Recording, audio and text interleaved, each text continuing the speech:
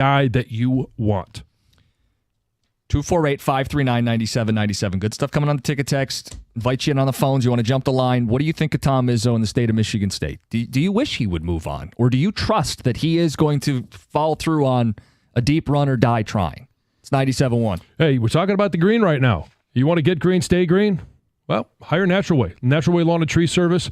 888-GET-GREEN is the number, or naturalwaylawn.com on the web. For a limited time right now, you can purchase a full lawn program and get free grub control, but you got to mention my name along with 97.1 the ticket. And if you want to get green, stay green, and save some green, you can prepay. Call by the end of the month, and you're going to get the early bird discount. And here's what they're going to provide. It's the Natural Way difference. They're going to assign your lawn its own specialist. They're going to have certified applicators and arborists come out and perform a custom tailored solution specifically for your yard and your home. And they're going to use fewer chemicals and environmentally sound practices. And if you have kids running around the yard, you love the fact that it's fewer chemicals and it's going to be environmentally sound. They've been locally owned and operated for over 30 years.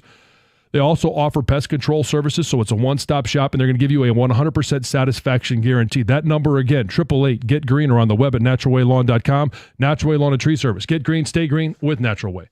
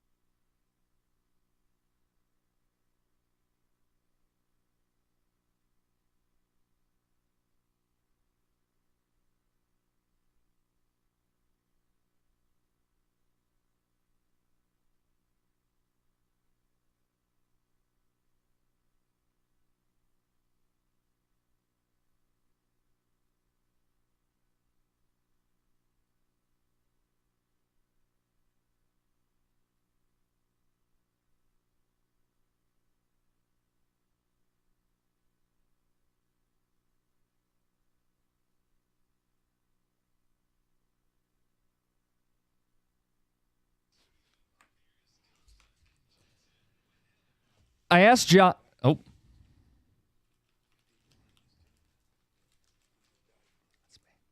That's Izzo. Die trying. Wants to make another deep run. They haven't got out of the opening weekend 3 of the last 4 years. I asked John, when you get like Thai food and they ask you the spice level, what do you go with? Oh, I go spicy. You go like hot. Yeah, I go hot. Real spicy. Yeah, get in the game. Bring on the heat. Well, the hottest Izzo take today would be he needs to retire. They need to wheel him into a retirement home and say, here you go, Grandpa, you're done. They're not going to. So we're having a more like grounded conversation as to like, okay, well, do you trust him to do what he said? Make that deep run in the tournament again. In the era of the portal, post-COVID, ever-changing year-to-year sport, he looks like he's going a different speed than everybody else. I don't trust that he's going to. And then at that point, it becomes a question of, well, is he hurting the program the longer he stays? Because you're not nimble. You're not aggressive. You don't utilize the portal year to year to add 2 or 3 impact players at key positions. You're still hung up on, I'm going to promise a kid in his living room at 17 and I'm going to make him a great player by the time he's 22, 23. Like, that's not the game anymore. It's not double bigs and pounding the ball and not shooting any threes. Like, there's so many levels of failure to adapt that Michigan State isn't the program they once were. And there are people who will defend Izzo until the day he finally hangs him up. And it is his call whenever he hangs him up. But it doesn't mean it's good for the university. It doesn't mean it's good for the basketball program. Is there a path for him to win the way that he's always done it? Or have those moments passed and you simply now have to utilize the transfer portal, or you just simply can't compete? It's not that you can't. It's just so much harder because everybody else is. Well, and when other coaching options present themselves, and I'm not saying this year's crop was particularly inspiring. Michigan did, I think, the best they could with Dusty May. But whenever there becomes the next hot commodity, you can't hire him because Izzo is stubborn. And he's going to die trying. I'm not taking the quote literally. I know Harbaugh had said the same thing. But he's going to hang on for dear life is the point. But, I mean, on the flip side, too, and this is where I think Coach Izzo is stuck in the middle, where you either have to recruit the top line guys coming out, the one and dones, the guys that are only going to be on campus for a year and then go on to the NBA, or you're going to have to complement. And I'm not saying you have to just simply use the transfer portal, but you've got to complement through the transfer portal. And it feels like right now he is recruit, develop. I mean, it's like talking about Brad Holmes. You draft, develop, and you extend. Well, Izzo, it seems like he's recruiting, developing, and win. And it just had that win part, the most important part, and a run in the tournament hasn't been there. Yes, he has been to the tournament. I'm not going to sit here and say that it's a bad, that he's doing a bad job. He's just not doing the job that he has set the standard for. And by his own admission, that's the other thing. People get, I know he's beloved, and I like the guy personally for whatever it's worth, but people get really up in arms when you offer the criticism, and he is the first to criticize himself. He said after the game, I'll be harder on me than anybody can be on me, and I didn't do a good enough job. This team was good enough to go on a deep run. He still said that even after they lost, he felt they were good enough, and if you watch the game, like, they jumped out. They looked like a team that could until they got in their own way, and then they couldn't keep up with Carolina. So if he's going to say, it's me, I'm the problem, I'm not getting the most out of these guys, then it's absolutely fair game for Spartan fans to say, then we don't want you coaching the team anymore if you're not able to make those changes. Well, and you look at, okay, well, they didn't go and find a big, right, to be able to match up with Baycott. Yeah. And they didn't get the guard play that they needed to have when it mattered most. Look at a lot of the teams in this tournament. They've got great guard play. Yeah. And I thought that was part of the case for Michigan State, was if they got it right, it was they had good guards. Like Tyson Walker's a really good player. Transfer, funny enough. Hogard, when he played well, and he did against Mississippi State, downhill, in the lane, drive, kick, create. That's a senior guard. And Aikens is pretty consistent all year. They had 3 guards when rolling, could throw different things at a defense, and they just couldn't get those guys all rolling consistently together.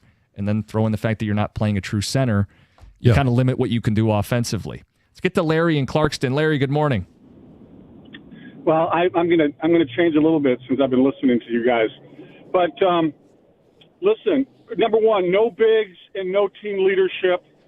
I'm talking about the players, not the coach. That's number one. They had no good leadership on that team. Number two, the administration would beg Izzo to stay if he decided to retire. He is the very last thing, that thread that is keeping Michigan State together in these times where they've had terrible, terrible scandals. And number three, NIL is, if there's plenty of money at Michigan State. Money usurps winning all day long.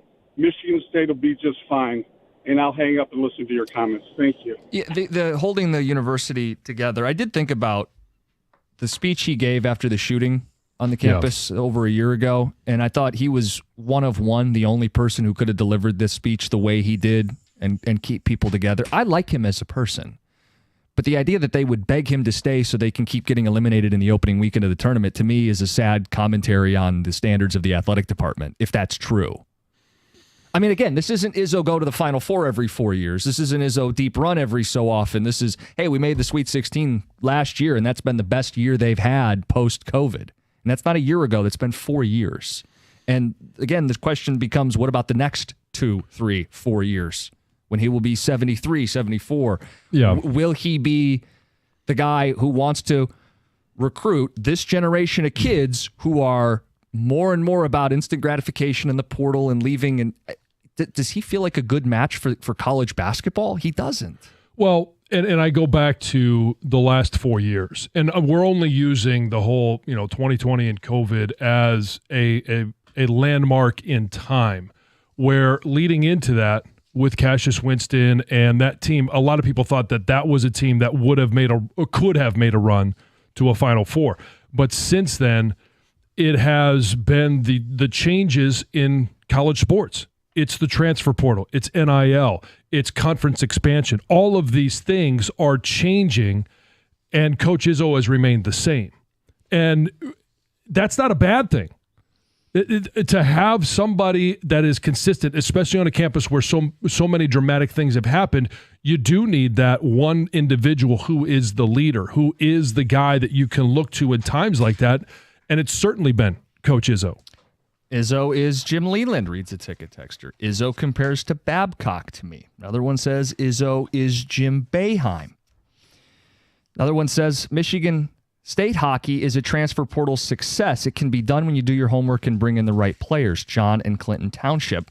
Another one says Izzo struggles with changes in college sports like Nick Saban. And Saban's an all-time great.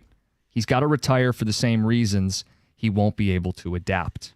Well, I mean, if you look at Nick Saban, one of the things that he did was he did adapt while he was coaching. And I think he just got to a point where he didn't want to make the changes that were going to be required, whether it was paying college players money directly from the university, which is eventually going to be here, or it was NIL. It was kids making, hopping on the call saying, well, I'll come for a visit if you pay me $5,000. That was just for a visit. Like, all of these things can cause a coach to just not want to coach anymore because you don't want to make those changes. You are set in your ways. It's not how you've done it, and it doesn't mean that it's wrong. No, you won a lot doing it that way. Yeah, but it's just the business of college sports has changed so much, and if you're not willing to play by the new rules and consistently hamstring yourself by playing by the old rules, it becomes very difficult.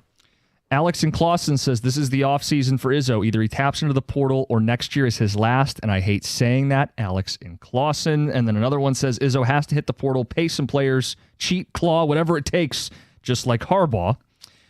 Another one says Izzo, next year, hit the portal, positions of need. If he doesn't follow through, then he needs to go. So it sounds like last straw is this offseason for a certain portion of the fan base. Fine. This is what it sounds like to me. People are going, fine. You wanted to run back last year's team that made the Sweet 16. You wanted to do it your way. This was your way. Bounce in the opening weekend. Now you got to do it our way. Now you got to modernize. You got one chance to do it. You deserve your chance to do it. But if you can't, you're going to lose the support of even the fan base. Yeah, the diehards. 248-539-9797. We'll get more thoughts on this from you guys, the Spartan fan base, after another opening weekend exit. We're also going to get into a move the Lions could have made this weekend. Lerius Sneed on the move, and that's all it took. It's 97.1.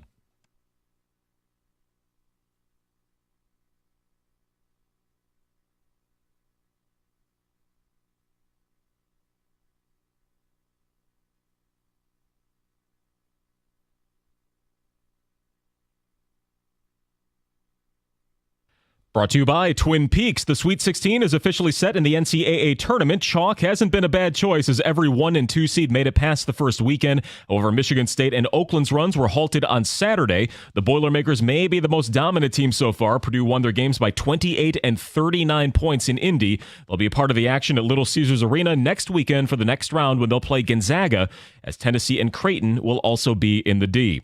Now, speaking of the LCA, the Pistons did not have the manpower to take down Zion and the Pelicans yesterday, missing a full rotation worth of players due to injury, including Cade Cunningham. They fell 114 to 101. Head coach Monty Williams continues to say that they cannot blame their losing streak on guys they are missing.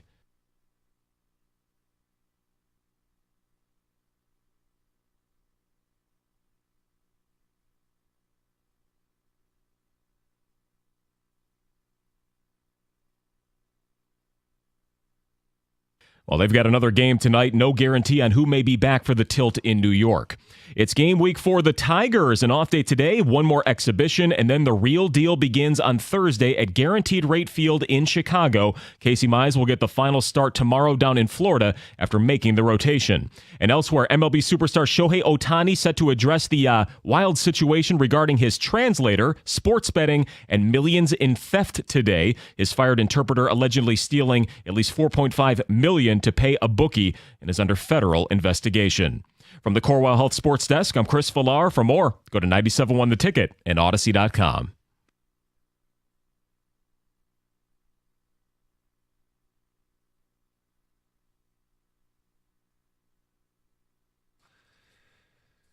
Lerius Sneed traded from the Kansas City Chiefs to the Tennessee Titans over the weekend. It did not cost a first. It did not cost a second. It did not cost a third in this year's draft, but a third in next year's draft. They gave him a 4-year deal, $19 million a season, right around what we thought it would be. Yeah. 55 guaranteed, 76 overall. Yeah, so, I mean, some guarantees going into that third year. Yeah. It's a 4-year deal.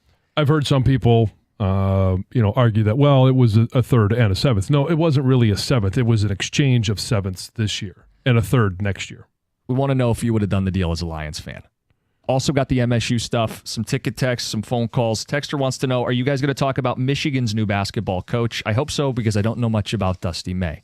Yeah, this hour, John, I think we both want to talk about the move, the move, and give people a little bit of insight as to what Michigan did, but I don't want to be hyping up a guy that hasn't coached yet while we're talking about Michigan State. It's like, I'm not trying to tell you that Michigan's further ahead than Michigan State.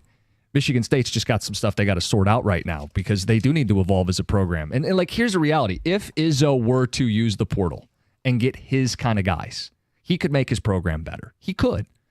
Ticket Texter, though, frustrated, says, I think the quote from Izzo tells us all we need to know. Says he's been steadfast forever about winning another national title, and now he switched the standard to a deep run. His own standards have dropped. It shows on the court. He's not going anywhere, but MSU would be better off if he did, reads the texter. Victor in Northville, wrap up. You're on 97.1. Cassis, you're doing a great job, brother. I've complimented you before, but you're doing an awesome job. Not as good as Stoney, but... Well, Stoney's a legend. I mean... Yeah, hold on, because in another hour you get a chance to hear Stoney. He'll be in for the midday show. Oh, yeah. That's cool. It's cool still having him around. But I wanted to talk about Izzo real quick. And I don't know, nobody talks about this, at least on the radio, but when I watch basketball, Michigan State basketball, I swear, Izzo hasn't forgotten how to coach, right? Right. But he looks so mean on the sideline. Honest to God, he does not even look approachable. If I was a player, I would fear him. Honest to God. And I think the people around him fear him. They're afraid to sit next to him. They're afraid to ask a dumb question. You know, it's one of those kind of guys. I don't know if you guys ever had a boss like that or a teacher like that where you're kind of you feared. And it's not the kind of fear that helps you develop and discipline like a soldier in an army or something. It's the kind of fear that, you're just afraid of the guy. You're afraid to be around him. And he just looks, and I think that hurts the team. I think it hurts his ego. I think it's an ego thing, honestly. Like, don't you dare ask me, don't you dare say anything stupid around me. I'll put you in your place and I'll embarrass you in front of everybody. That kind of fear. Well, Victor, at least that's how it comes across to me. I know I'm being harsh, but I'm not telling you not to be harsh today. I mean, listen, I feel like the standards have slipped and the program's not what it once was. So I think criticism's fair. But in terms of his demeanor, it's one thing I haven't been overly critical of. Like, John, I don't know how he comes across to you, but I've always looked at him as a guy who's your classic tough love guy, right? Like, it comes from a position he cares, he wants the most out of you, and he's passionate, he's serious, he can be intense. Well, I think those are traits of like successful people. He wears his emotions on his sleeves, and yes, he's going to get after his players, and players know that when they commit to him. They sign up for that. They see him at practice, they see how he relates to the players, but then there's also moments, go back to when Kyle Arns, had an ankle injury, and how upset Izzo was on the court, visibly upset about one of his guys. His players know that he's going to get after them, but they also know it's that tough love, that he really cares about their development as players, development as students, development as people. And it was one of the things that I think a lot of people do respect about Tom Izzo is that it's not just, ultimately it needs to be about winning games because he's a major college basketball coach, but it's about developing these guys into, what are they going to do after basketball is over? All right, John, Lerius Sneed, and we'll get some text in on it too, but just what did you think? I was surprised that it was a third-round pick.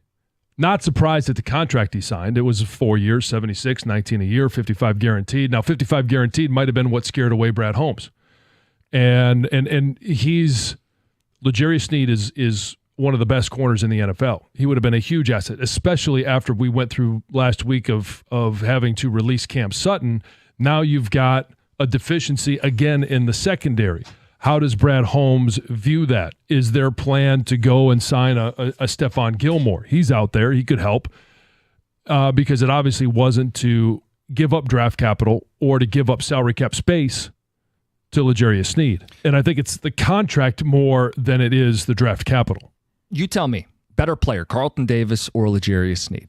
Well, Lerius Sneed. So if you were willing to give up a third this year for Carlton Davis, unless Holmes has some concerns medically with Lerius Sneed, the whispers or whatever, the compensation via trade should not have been an issue. If you're willing to give up a third for Carlton Davis, you should be willing to give up a third for Lerius Sneed. So you're right. I do think it came down to the fact that they weren't willing to hand out $55 million in guarantee over the next 4 years. That's the biggest obstacle. They are very, very clear on what they've said, and their actions have echoed it. Short term, low risk. We're not guaranteeing money beyond a year or two for these guys. We're going to give that big money to the guys that we draft and develop. Everybody else is on a need-to-know basis. 1 and 2 year deals are the deals they made outside of the guys they've drafted. Timing matters on this as well. Now, the Detroit Lions this year had an extra third-round pick. They used that to get Carlton Davis. Mm-hmm. And at that time, the asking price might have been a second, along with the contract. But now that the first wave of free agency and everybody has gone out and addressed some of their needs, not everybody has addressed all their needs, that the Kansas City Chiefs were willing to take less because they didn't want to pay him this year a guaranteed contract. And they've got other things that they've got to address as well. They didn't want to have that big chunk on their salary cap. And now all of a sudden it's gone down because other players have signed at teams that may have been suitors for Lerius Sneed. Now it becomes a third. But the contract, that's, to me, even though they gave up a third already for Carlton Davis, I would have been willing to give up, I would have been willing to give up this year's third for Lerius Sneed. It's just a matter of where does he fit in the salary cap, because he's a year older than Carlton Davis. And to me, that's a wash, 27 and 28. But it is what are their projections for him in year 3 of this contract at 31 years old? Part of me thinks like you worry about it in 3 years, you're chasing a Super Bowl. I The agree, yeah. idea that they could give up a third this year for Carlton Davis, give up the other third and get Lerius Sneed, 2 bigger, taller, long press cover corners. You go, hey, we'll play man more than most teams. We'll play man the amount that Aaron Glenn finally wants to play man. We'll go chase a Super Bowl, and he'll be with us for this year and next year. And by the third year of that deal, if the plays dropped off, we may have to take a cap hit and move on. Like, I don't know. I looked at it and thought that was as low a price as they were going to get for Lerius Sneed. I didn't think there was really any lower they would be willing to go, because at that point you just keep them, right, for the 1 year on the tag. I mean, anything lower than that, they probably would have kept him. This was rock bottom price for a guy who plays the corner position the way you want a corner to play in this defense for a team trying to chase a championship. I'm not here to crucify Brad Holmes over it. I saw it and thought, damn. Well, I mean, none of that was surprising, and the Lions could have been in on it. And as I understand it, now here's the other variable that we haven't mentioned, the cap hit of releasing Cam Sutton. Now, right. If he's going to be a June 1 designation, and I don't know if I have read that as they're going to use him as a June 1 designation, it'll be spread out over a couple of years. But it may have been high enough. Yeah, muddied the waters. To say, you know what, this is unfortunate. They did what they felt was right, and I agree with them. But now it's put them in a bit of a bind in regards to the salary cap because of the hit for a player that, you know, it looks like it's going to be over a $12 million cap hit this year. I think it comes back to this. Brad Holmes' team, no bad contracts. Has he signed a bad contract since he's been in Detroit? One that's really, I mean, the Sutton thing's not his fault. The fact that the dead money is going to be what it is. I don't think he's signed a bad contract since he's been here, because he does not sign 4 and 5 year deals with fully guarantees or even majority guaranteed deals. He is very much trying to make sure that in any given season, he isn't saddled with a bunch of dead money from bad contracts. Right. And that is, he hasn't gone out in free agency and signed. Yeah. But he also hasn't had anybody in-house that he's had to re-up yet. That's coming with Amon-Ra St. Brown. 248-539-9797. Some ticket text on the Sneed move. Did you want the Lions to make that move? Basically a third-round pick in 2025 would have got it done. Your reaction on that. We'll touch on Dusty May coming up next. We'll give some thoughts on Michigan's next basketball coach. It's 97.1. Hey, when it comes to managing your finances, you need a bank that gets you and is genuinely interested in your success. That's why I bank with First Merchants Bank. Whether it's your business banking or day-to-day personal banking, First Merchants Bank is 100% interested in helping you prosper. First Merchants bankers are attentive. They're going to take the time to get to know you, ask you questions, and find out what's the best situation, what's the best financial plan for you. And when you make the switch to First Merchants Bank, you're also going to get access to their highly rated mobile banking app with innovative personal finance tools. They're also deeply connected to the community because they volunteer and donate on a regular basis to local causes to ensure that we all prosper together. This is the difference of 100% interest in you. For a better banking experience, visit firstmerchants.com. That's firstmerchants.com. First Merchants Bank, helping you prosper. Member FDIC, Equal Housing Lender.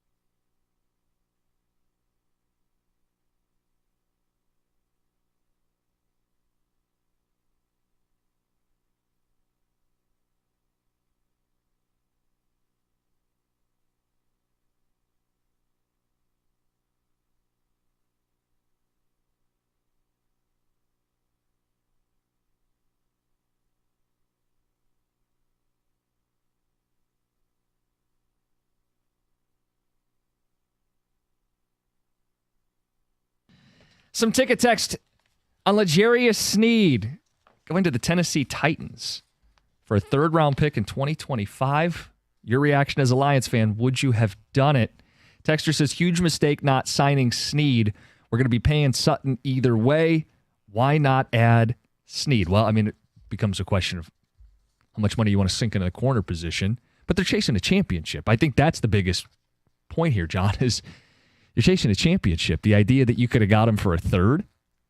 Texter says, could Holmes' unwillingness to sign 4- and 5-year contracts potentially hurt this team in free agency in the future? Well, not the way they want to build. I'm not surprised that Holmes was hesitant to give out a 4-year deal to a free agent, especially an expensive 4-year deal. Not surprised they didn't make the move. I'm not surprised either. And, I mean, this has not been the MO of Brad Holmes or this regime to go out and sign and give a big-time contract with big-time guarantees. Now, are they only going to do that for the guys on their roster, moving forward? Well, if that's the case, then he better continue to knock it out of the park on the drafts. Texter says, the only side that benefits from a multi-year deal like this is the player. I'm glad the team and Brad Holmes don't get into these types of things. I like the short-term deals for lower money. And another one says, no cookies. You're the only one who doubts Holmes. Everyone else trusts his decisions. I trust his decisions. I just thought this was one that was eye-opening. Like, this was rock-bottom pricing for a player who fills a big need and helps you chase a championship. Well, okay, it was rock-bottom pricing in regards to the draft capital, not rock-bottom pricing regarding the contract that he subsequently signed. Right. That's nothing rock-bottom about 55 guaranteed and 76 over 4 years. Right. But that was always, but that's not even, that's like what we thought he'd get paid. It's not like the Titans swooped in and said, we're paying him $25 million a year. Right. They didn't reset the market with it. Right. Well, and Tom brought up, he goes, the story here might be, what the hell are the Titans doing? Like, does anybody realize the weird offseason they've had? Yeah. I mean, it's like they're thinking they can compete. They were terrible last year. They fired a proven coach. Yeah. I just don't get it. Tony Pollard, Calvin Ridley. These aren't like prime free agents to me. They're like kind of second tier guys, and they're swinging for it. Yeah, Will Levis. Well, they're. I don't think he's anything special, but they took him. They have to at least try to win with him. Yeah. The Hopkins move the year before. It's very puzzling. It's like they think they're closer than anybody else. Everybody else thinks. Yeah. All right, Michigan basketball. They hired a coach, Dusty May, FAU. His name had come up. I know it was on Greg Hargrave's list, and he's a big college basketball guy. He said Michigan hoops would be lucky to get a guy like Dusty May. John, grade the move. I'll grade it as a B right now. When you look at his resume, which everybody's going to do, and find out, okay, what is Michigan getting? He did spend some time with Bobby Knight at Indiana as a student. He was a manager for the team for 4 years. He spent a couple of years at Eastern Michigan. So, one, he's somewhat familiar with the Big Ten as well as the Ann Arbor area. Mm-hmm. Then he was an assistant at 4 different stops: Murray State, UAB, Louisiana Tech, Florida, and then a head coach for the first time at Florida Atlantic in 2018. Now, it took him 5 years to be able to get to the tournament and make a tournament run. So it's, he grew, he developed as a coach. Now you're taking a monster step from FAU to the Big Ten, to Michigan. And that's where I think it is a plus hire, because most programs that were looking for a head coach were considering Dusty May. And it became basically a war when Ohio State was in the market for a new head coach. Before they had decided to keep their interim coach, Dusty May was in the mix, and it had the support of LeBron. LeBron was promising to send his next child to Ohio State if they hired Dusty May. And now all of a sudden, hey, they keep their interim coach, and it was then between Louisville and Michigan. And Michigan ultimately won out. And how much of that was Ward Manuel? How much of it was John Beilein? How much of it was the contract? How much of it was he just, maybe he liked the Ann Arbor area, having spent a couple of years just outside Ypsilanti. Who knows? But I think they got a solid coach. I'm not going to sit here and say, hey, national championships on the horizon, that is very much to be determined. I think a lot of the A-level coaches either re-signed or had big buyouts. Oh, yeah. The day after I mentioned my number one hit would have been Fred Hoiberg. He gets an extension from Nebraska. Yeah. So, I don't know. BB+. You're welcome, Fred. That he took FAU. Yeah. John getting guys paid over here. The idea that he took FAU to a Final Four is ridiculous. FAU, the 7 seasons before he showed up, they had a losing record in all 7 seasons, 74 and 143. He shows up. He was much better, took him to a Final Four. And then I thought this was the most interesting. In the era of the portal, he kept all those guys. Yeah. They didn't leave. And the idea would be if you can recruit at Michigan with better resources. When he took the job at FAU, he tells the story, crying. He looked at the facilities for the first time. He's like, I made the worst mistake of my career. I'm not going to be able to recruit here. I can't show people the facilities. We don't have facilities. He's in a position to recruit a higher caliber athlete. And then I think he shows you, hey, I can get buy-in from the guys. I don't have to worry about them leaving to go to another school. I can keep my own players. I thought that was a good sign. Now, does he bring some of those guys with him? I know there's issues transferring into Michigan, but those guys still have eligibility. That's the first thing I would look for is how many of those guys does he bring with him? Yeah, he's going to have to take a look at the roster. I know a lot of 3 or 4 of the players have entered the transfer portal. Are those players that he would like to have back? Can he recruit them back to campus? Doesn't mean they haven't left yet. So what does, is he able to do that? Is he able to go out there and make this roster better by hitting the transfer portal? Maybe he brings some of his guys. I don't know that much about FAU. Didn't really study them this year. Well, they brought Davis still has another year. Martin, the other guard, has another year. Vlad Golden's a 7-footer. I believe he still has eligibility. Those are the 3 names if you're a Michigan basketball fan. If you can get any of them, would be big. Yeah, but it becomes down to recruiting. And for any coach to say, hey, I'm not going to be worried about keeping my own guys, you have to worry about keeping your own guys all the time. But how is he able to develop those players? If he is going to keep them, what does that mean for the development of the program, for recruiting down the road, for the transfer portal? Because he's going to have to find a way with the athletic department to get some of those guys into the school so that he can utilize the transfer portal more than has been utilized. We're going to talk about Oakland. Pour one out for the Grizzlies. Haunting moment, Cinderella run over. We'll get all that in. But first, Heather with the news. All right, you guys. A woman is recovering after jumping out of a moving car on a Detroit freeway. Happened on Sunday afternoon. The woman jumped out of a rideshare vehicle on 96 because she thought she was being kidnapped. So after a brief investigation, it just turned out that the woman was, quote, under the influence of marijuana and became extremely anxious when she saw signs for Port Huron. So she thought the man or her rideshare driver, whoever it was taking her somewhere other than her planned destination. And she thought the best thing to do was to just jump out immediately in the left lane. So police are saying, hey, is she okay? She's okay. She was taken to the hospital. She was in a stable condition alert. Police are saying, hey, this could have been much, much worse. Yeah, no kidding. My goodness.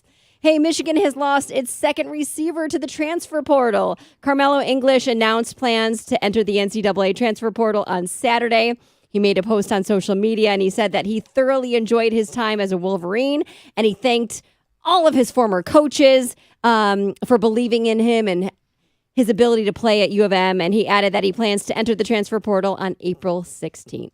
Okay. It happens. Yep. Yeah, say that's the sport now.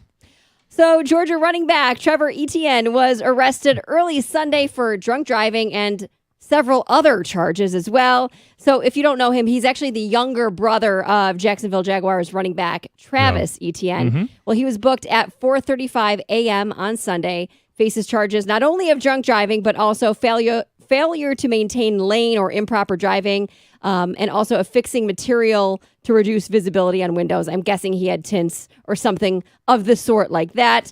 And they say his DUI charge is classified as less safe, which in Georgia means that he can be convicted even if his blood alcohol level is less than 0.08. He could have used the rideshare from the first story. Yes, and not jumped out, actually taken it all the way. Okay, I say this every single day, but the lottery jackpots, you guys, just keep climbing. If you haven't played yet, you're going to want to. The Mega Millions jackpot has grown to $1.1 billion. Powerball jackpot has reached $800 million after there were no winning tickets over the weekend or the most recent drawings. So there hasn't been a Mega Millions winner since December 8th. The next drawing is Tuesday. Okay. And the next Powerball drawing is tonight. Oh. So that's the one that's right now. Get your tickets. If there is a winner, it would be the 6th largest prize in the game's history. The last time the jackpot was won for the Powerball was on January 1st here in Michigan. Somebody won $842.4 million. Wow. I think it was Grand Blanc. So got some good vibes in Michigan. Yeah. So hopefully we'll get another lucky winner. It would be amazing. Like, I can't even imagine. Yes. I'm going to do one more real quick. We know Jim won't be in if he wins. He doesn't come in and even without. I wouldn't be here. Peace out. You have to come in the next day because you don't want to tip people off. And then I would just say, I got a stomach bug. I can't make it the next day. Sorry, I'm not feeling so well. Send the text at about 5. Yeah, tomorrow's not the day. So there's a bride and groom that is going viral basically for tricking their wedding guests into funding their big Italian honeymoon. So here's a backstory. Couple's second wedding, right? And they said they were on a budget. And they had a lot of help. So they had the venue was gifted to them. The flowers were gifted. Somebody they knew who had a florist. That they were able to get their rings at cost because they knew a jeweler, the DJ, the photographer. Those were all gifted to them. So they hardly had anything to pay for this wedding. And they're both not big drinkers. So they did a cash bar, right? Fine, I guess. Not many people do, but they did a cash bar. Turns out after the fact, they admitted that they actually were gifted all of the liquor as well, and then decided to do the cash bar and make money off of their free liquor. And they made enough money to spend a month in Italy. Wow. And now it's causing a rift between friends because one guy who went was like, dude, I spent at least $100 on drinks. I gave you $200 as a gift, and I spent all this money going to your wedding, and you basically used me for your honeymoon. Scammed all their friends. Yep. Family and friends scammed. Cash bar, 100% profit. Hey. How dare they? You're not going to find an argument here. John, are you going to stick up for him? You're quiet over there. No, I'm not going to stick up for him. Okay, No. good. It's 97.1. Hey, say goodbye to those busted brackets. If you're waking up with one of those this morning, most of us are, because FanDuel lets you bet on every game of the tournament. Whether you're betting on a big upset or a number one seed, it's time to go dancing on America's number one sportsbook. Right now, new customers get $200 in bonus bets if your first $5 bet wins. That's $200 to use on point spreads, money lines, whatever you want. You can even pick who's going to win it all. Just visit FanDuel.com/Jansen and bet on the college hoops until they cut down the nets. That's FanDuel.com/Jansen. Must be 21 or over and present in Michigan. First online real money wager only. $10 first deposit required. Bonus issued as now with trouble. Bonus bets that expire 7 days after receipt. See terms at sportsbook.fanduel.com. Gambling problems? Call 1-800-270-7117 for confidential help.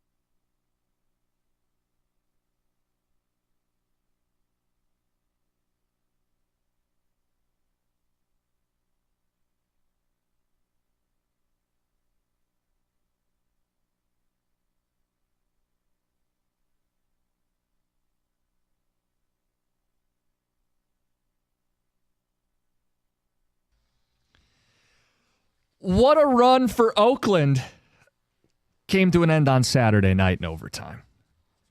If they win, they're the only Cinderella left in the field. Instead, we have a Cinderella-less Sweet 16. I can't be the only one that's a little bummed by that. I guess people say like they like this, right? It's all ones, all twos, bunch of threes and fours. I like when there's a Cinderella in the field. And Oakland would have been the Cinderella of all Cinderellas. Had a chance, had the ball, end of regulation. Didn't even get a shot off. That's the disappointing part is, and I mean, we go back to the old saying, you miss 100% of the shots you don't take, and they did not take a shot with 17 seconds left coming out of a timeout. It's frustrating. It's because who knows if they would have made it? Who knows if they ultimately would? Who knows what would have happened? But to not get a shot is the ultimate frustration, because then we know what happened in overtime. Overtime, NC State just poured it on, and they, down 9 before you even blinked. Well, at least, I mean, there was like a minute and a half where nothing happened, and then it was boom, boom, boom, and game over. And the way that game played out, they were hanging in. They didn't lead until I think the final 3 minutes of the game they held a lead. But they were always within, 2, 3, 4 points, just enough to hang in and be a spoiler. Mm-hmm.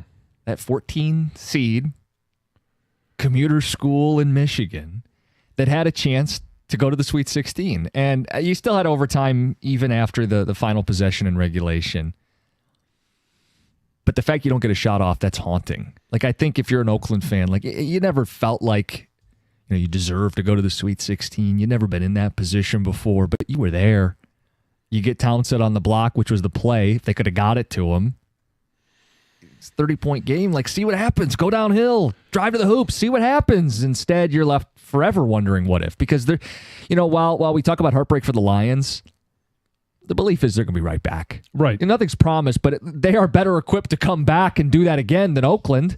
In college hoops, with year to year, with roster turnover, with the fact that this was the only time you'd ever been, like, that's what's really tough, too, is you just don't know that you're ever going to get back. Yeah, and with Coach Campy, like, he's been there 4 times now since 99, since they became a D1 school. And he mentioned it's really hard to make the tournament because you got to win your conference tournament. You've got to have a great season. You got to be ready for it. You got to be healthy. There's a lot of factors involved, and you've got to be able to keep the guys you have on your roster because of the day and age of transfer portal. If you get a guy at Oakland that's develops and all of a sudden, hey, sophomore, junior year, he goes off, chances are you're going to lose him to the transfer portal, to what would be perceived as a better opportunity. So if you're an Oakland fan today, how are you feeling? Because this was still a great season.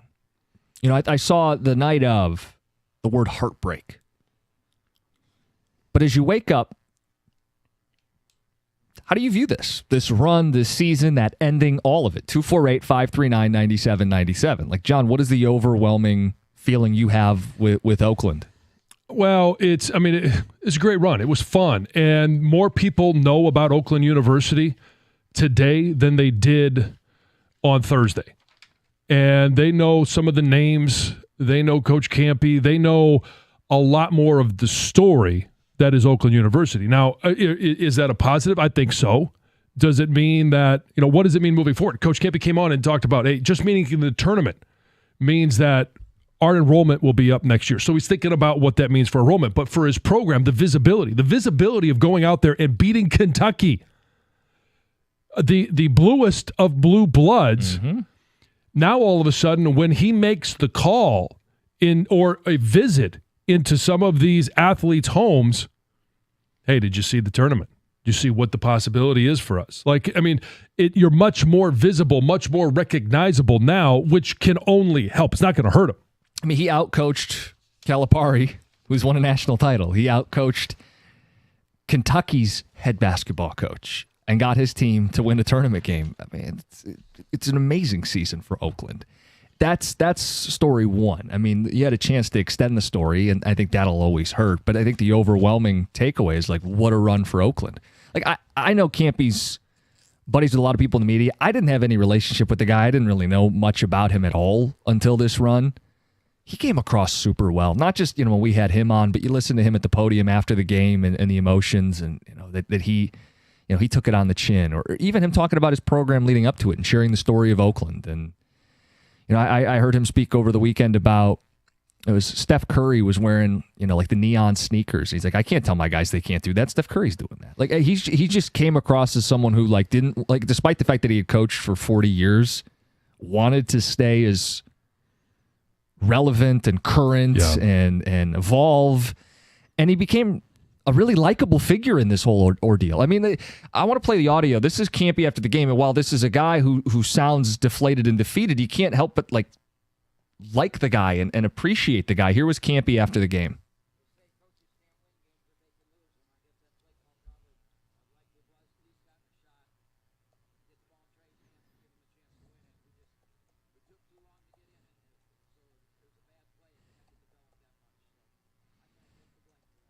Yeah, I mean, he's likable. He'll take the blame for it. I guess to some extent it is his fault. I mean, you call up a play. The part of the reason you take a timeout is to get everybody on the same page, right? You could have let it play out and said, hey, we got our momentum. We got to stop. We're going to let these guys play. But I think the right call is calling a timeout, settle the guys down, and get the right play in. And they didn't get the, quote, right play because they couldn't execute it. Yeah, and how much, I mean, he's going to fall on his sword. How much of it is him and the play call? How much of it was the players? Because as soon as the ball was inbounded, nothing happened. And were they just sitting there waiting for somebody else to do something? What was it? Or was it just, hey, there was a moment where everybody on the court froze and just nothing happened? Like, there's plenty of blame to go around when something like that happens. But if you're sitting there looking at it, and have you got over the heartbreak of that moment, and can you look back and say, you know what, we did something pretty damn special? Ticket texter, OU alum here that followed them all year. I'm still truly heartbroken. It may have something to do with the $25 bet I made to win $600. Says, but either way, I think we're legitimately a good team, and it does sting. Yeah, what'd they make on the first round game? Well, paid nearly 7-1 if you made the money line bet, so not bad. Another one says, that was the problem with Oakland's last play. Townsend was posting up at the elbow, not the block. He called the timeout. He set up a play that was never going to work. He let NC State set up their defense. I mean, we could sit here and go over what should have happened or what could have happened, what could have been. But the fact of the matter is, whether it was a bad play call, bad execution, it didn't happen. They didn't even get a shot off. And would they have won? Who knows? Maybe, it played out the way that it was going to play out, one way or the other. But to not even get a shot off, I think that is what most fans that were watching that game, whether you're an Oakland fan or just a college basketball fan hoping for another Cinderella run, because there are no Cinderellas left, it was just disappointing there was no shot. We got a texter who says, Cookies, I disagree with you. I think the tournament set up perfectly. We got some upsets early, but now the best teams are left standing in the Sweet 16. Says good teams won over the weekend, and now the Sweet 16 and Elite 8 will have good matchups. As a college basketball fan, this is the ideal tournament. Do you agree with that? I kind of do. I mean, I love having at least one Cinderella story and seeing how far they can go, but everybody else is 1, 2s, 3s, 4s, 5s, and you're going to get the best teams playing against the best teams. Now, you can argue the quality of basketball, but it is still this year's best teams against. It's good on good, and it's not a great way to win, to crown a national champ, but it's probably going to be. It's going to feel more validating this year because you're playing against what is perceived as the best teams. Don't get me wrong. There's still great stories. Like all the ones are left. Purdue didn't choke yet, still alive. Tennessee didn't choke yet, still alive. The defending champ, UConn, is still in there. You have Duke and Carolina. I mean, there's still great stories. My point is, if you are a college basketball fan, you inherently love March Madness, which means you love chaos, which means you love Cinderella, and that's a missing character from the Sweet 16. Let's get to Kevin in Grosse Pointe. Kev, what's up? Gentlemen, can we put the stop on the faucet of the Oakland University juice that keeps running all this morning? They won an opening round game. They've been to the tournament 4 times in like 50 years. Greg Campy is a fine coach. I just don't understand the lording over this program and this event. Like we're going to pass it on to our grandchildren about the day that Oakland beat Kentucky. Kentucky hasn't gotten out of the first weekend in like their last 8 tries. So they were ripe for an upset. And they lost the next game. So there they go. They're done. So the thing I don't like about Cinderella is these one-and-done Cinderellas. You knock out a team, and then you go nowhere after that, and all you did was take away, another good team in the field because you had a good matchup. So I'm looking forward to the tournament and all of the great teams that are going to play, and I don't miss the Cinderellas not one bit. Well, first of all, it's only been 24 years. They were a D1 school in '99, and do you by any chance go by another name, maybe Kenny Cott? I don't appreciate Kenny's take on his alma mater. I will say this. Dude, you got to ride or die with your team. I don't understand. Even you. 1 year they win, you're on the other side of it. I mean, that's clown show right there. Thanks, Kevin. I love that Kevin at the end kind of reeled it in there because it's like, winning How a game, can you not? single Yeah. game is a big deal for a school like Oakland. It could be a changer for them for a couple of years. How much does the winning a first round game, the hangover effect of that, and the success of that, of beating Kentucky? If they had beat just about any other school, all right, if they beat Duke or if they beat North Carolina, there's a handful of schools that when you beat them in the tournament, the light bulb goes on around the country. Where is this Oakland? Who is Campy? What's this program? Like that, there's a big difference than if they had, even if they beat NC State, people would probably say, okay, well, we know that they beat Carolina. You ask them 5 years down the road, who did they beat in the first round? Kentucky. Who did they beat in the second round? Oh. We got some good ticket texts coming in. I hope you guys gave Kenny a hard time on Friday. I really do. Oh, we did. Okay, yes, good. Yes, we saved most of it for you for today. Oh, well. Since the snow was too much for you to overcome on Friday morning. Well, I got some thoughts on Kenny Cott. We'll do that next. Plus, just avoid it. There you go. Plus, a moment as a sports parent. John, I want to get your thoughts on the Caitlin Clark experience. Oh, yeah. The moment with her and her dad. We'll do that next. 97.1. Hey, you want a squeaky clean gym? You want a judgment-free zone? That is all that you're going to get there and much more at Planet Fitness. It's the judgment-free zone. Planet Fitness is where you can build a lasting, active lifestyle.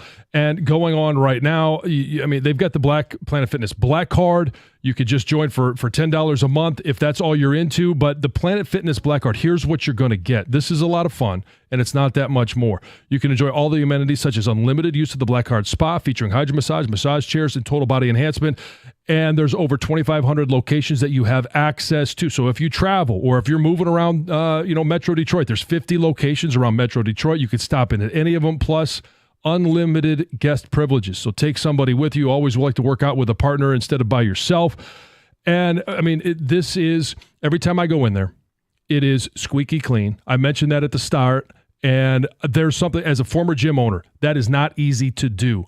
Got to stop into Planet Fitness. If you want to find more information, just stop in. They'll answer any questions that you have, or you can find more information on the web at planetfitness.com.